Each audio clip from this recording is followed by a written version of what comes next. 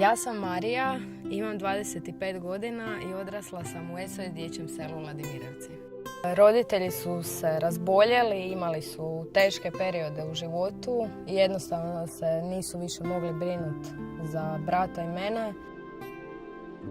U školu u koju smo išli brat Ivan i ja je došla socijalna služba nakon mog rođendana na kojem su prijatelji primijetili da živimo u jako lošim uvjetima. Prvog što se sjećam punog tanjura, vesele djece, SOS mame koja nas je dočekala. Došli su nas upoznat pedagog, direktor dječjeg sela i druge mame i djeca i bilo je jako veselo i lijepo. Pa za mene je ovo idealan način zbrinjavanja djece. Ja nisam upoznala, vidjela nigdje nešto što bi moglo biti za djecu bolje. Ovo mi se sviđa zato što djeca odrastaju, žive u kućama koje, mislim, to je njihov dom, to je njihova kuća. To nije zgrada od nekoliko katova gdje postoje odgajatelji. Ovo je stvarno kuća gdje se živi životom sličan, mislim, porodičnim životom. Ja sam njihova mama i mi zajedno živimo. Najkraće i najjednostavnije.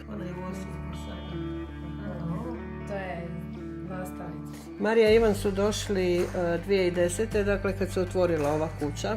To je bilo na završetku srednje škole. Oni su proveli u dječjem selu puno više godina nego što sam ja. Tako ja sam bila nova SOS mama, tek sam počela onda. Pa su svoje iskustvo prenosili i meni i djeci. I bili smo baš dobra kombinacija.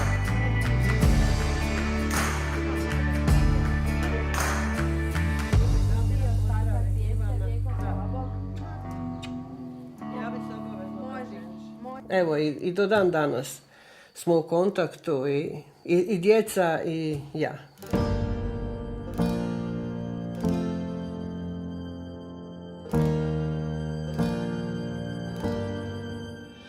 SOS dječje selo Ladimirovci izgrađeno je 1995. godine, a nakon što je svih 16 SOS obitelji stavljeno u punu funkciju obiteljske skrbi i službeno otvoreno 1997. godine. Od tada do danas 322 djece živjelo je i živi u dječjem selu. Djeca u 16 SOS obitelji dječjeg sela Ladimirovci odrastala su uz ljubav, poštovanje i sigurnost. Da bi mogli svakodnevno djeci o kojoj skrbimo osigurati brižan dom, važna nam je pomoć i podrška udruge SOS dječje selo Hrvatska, koju imamo sve ove godine, a koja putem svojih odjela doprinosi financijskoj stabilnosti, održavanju visoke kvalitete skrbi o djeci i brizi o zaposlenicima.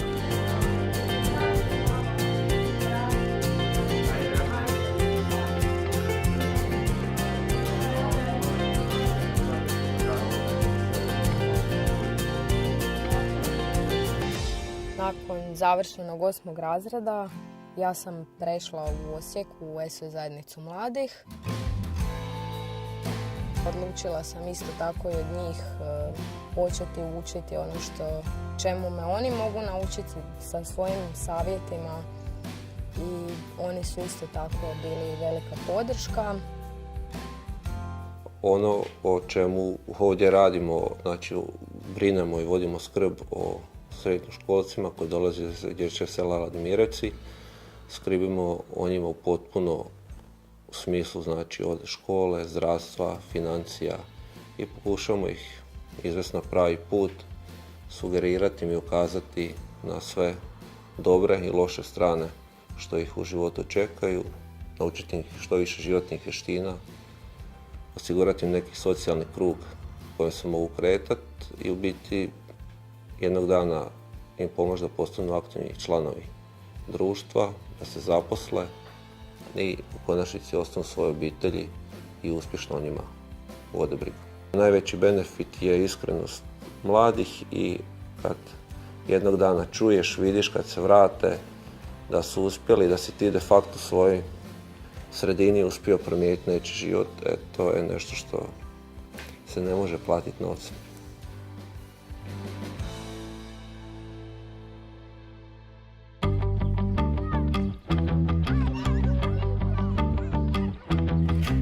SOS dječje selo Hrvatska osim Ladimirevcima brine o djeci na području Lekenika. Trudili smo se za Dan dječjeg sela da mi odlazimo u goste u Lekenik, isto tako su i oni posjećivali nas i lijepo je što smo svi kao jedna velika zajednica.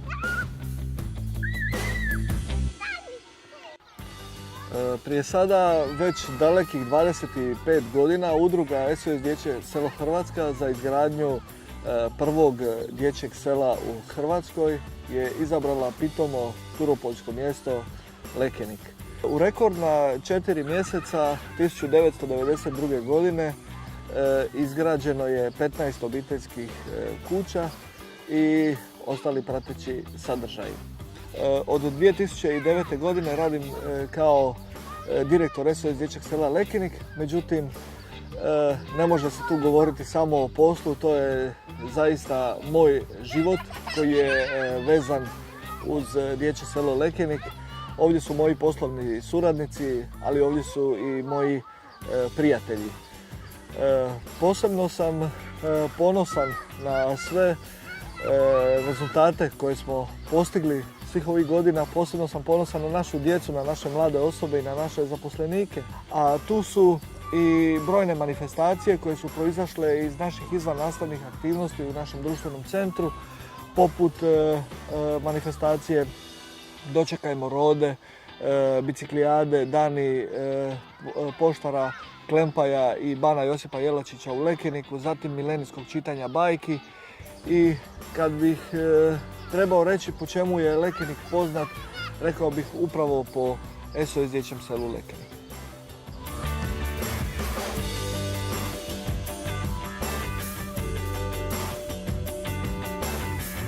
U samom početku nismo prvi mjesec bile moje kolegice i ja tu na ovom prostoru, nego smo živjeli zajedno sa djecom koja su došla već u siječnju u privatnoj kući u Lekeniku kod obitelji Vajcek koja je iznajmila kuću. Pa tamo su nam došla i prva djeca, to je Mario koji je to vrijeme imao 15 mjeseci i nije još prohodao. Ali čim je došao k nama, za par dana je počeo trčati i evo trči kroz život već 26 godina. Brinula sam se o 17 djece, uključujući i 4 koji su trenutačno u kući i jedno dijete je u zajednici mladih. Ostali su svi već samostalni, imaju svoje obitelji. Ja sam ponosna što sam SOS mama i što su moja djeca uspješno završila srednju školu i snalaze se dalje u čisto dobro u samostalnom životu.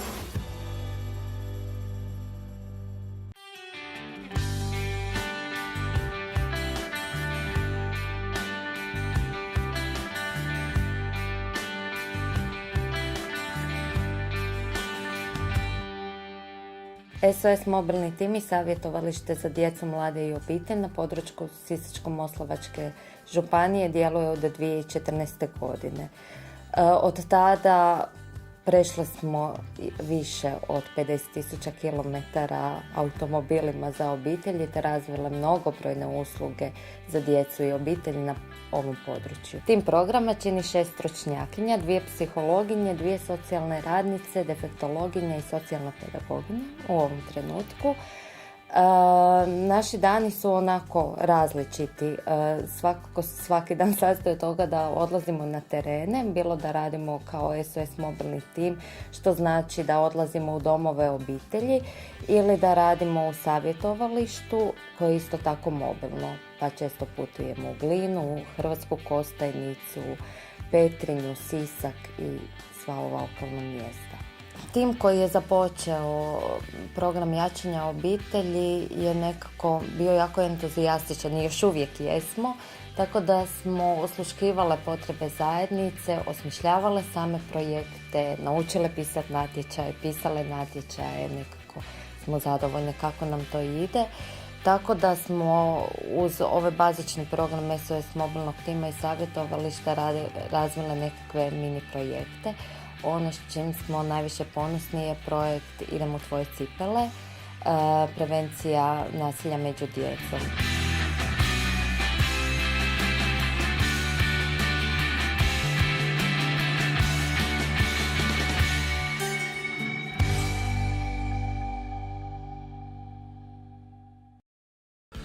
Eto, ovdje se nalazite u našoj prvoj SOS zajednici mladih. Sastavni dio smo SOS dječjeg sela u Lekeniku, a započeo sam raditi davne 1993. godine, tako da evo pamtim dakle i prvu djecu koja su došla u SOS dječje selo u Lekeniku kao prvo SOS dječje selo u Hrvatskoj, a zatim i naravno dakle poslije završetka osnovne škole i koji su selili u zajednicu mladih.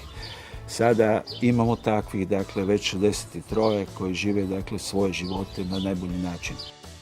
Dakle, SOS zajednice mladih su sastavni dio SOS dječjih sela, dakle u njih dolaze dakle i dečki i djevojke koji su dio djetinjstva proveli u SOS dječjem selu.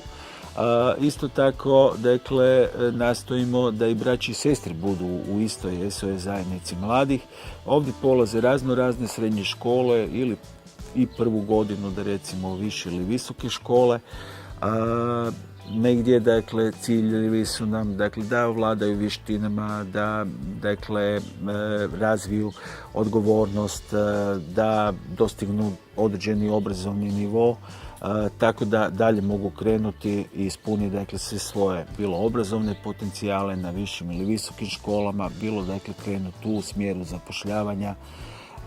I zajednica mladih je zapravo jedna zaista zajednica gdje u zajedništvu puno toga i sve ono dakle, što čini svakodnevnicu radimo svi zajedno.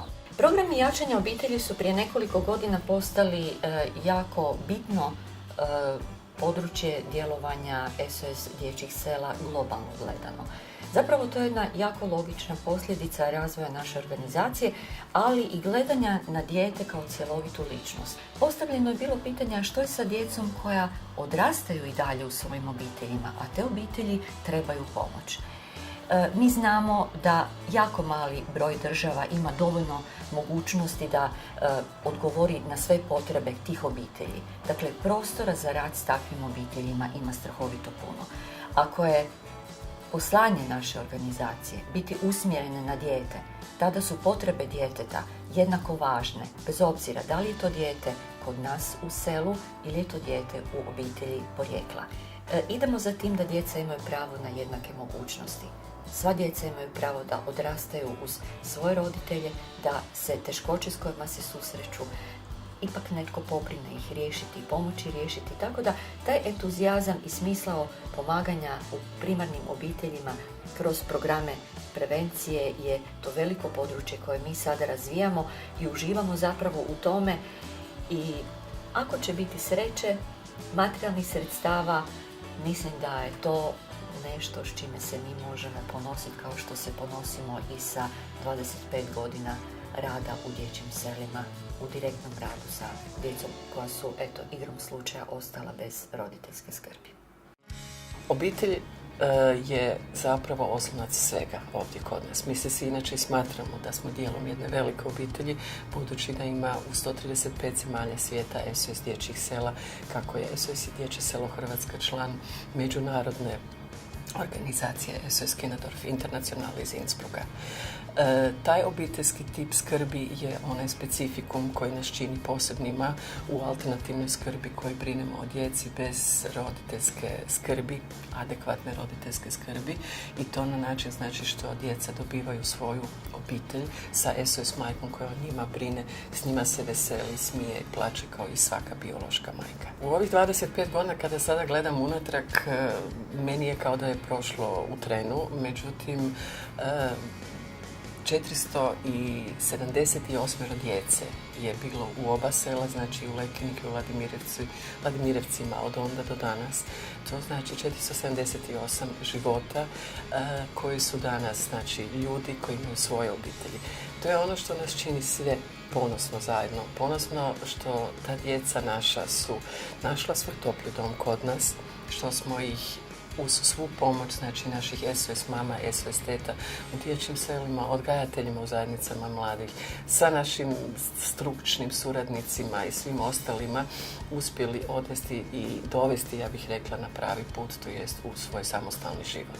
Ono što mi je uvijek bila želja, kad su me znali pitati koja bi vam bila najljepša želja, to jest najveća, ja sam znala reći i zapravo nadam se da bih to možda mogla doživjeti u nekom drugom životu, a to je da svi ostanemo bez posla sutra, zato što nema potrebe za SOS dječjim selima, ali bojim se da će ih biti sve više. Nakon 25 godina od kad postoji ova udruga, možemo reći da je naš uspjeh samo uspjeh naše djece. Uspjeli smo ako naša djeca uspiju zasnovati svoje obitelji. To možemo ostvariti jedino svi zajedno uz pomoć svih djelatnika, uz pomoć svih naših prijatelja koji nas podržavaju. I jedino na taj način možemo ostvariti sigurnu budućnost za djecu koja su nam povjerena na skrb. Jer sva su djeca naša djeca, a naša djeca su naša budućnost.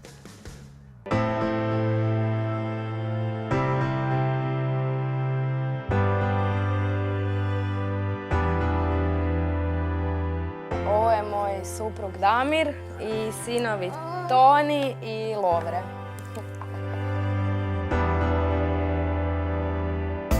Zbog života prije dječjeg sela odlučili smo, brat i ja, da ćemo promijeniti nešto u našim životima od onoga kako su živjeli naši roditelji, a u dječjem selu smo imali priliku vidjeti sve te pozitivne i lijepe strane, kako funkcionira jedna normalna i skladna obitelj. Unatoč tome što brat i ja nismo odrasli u biološkoj obitelji, htjeli smo kad odrastemo imati svoje vlastite obitelji jer mislimo da je to smisao života i da je nešto najljepše što ti se u životu može dogoditi.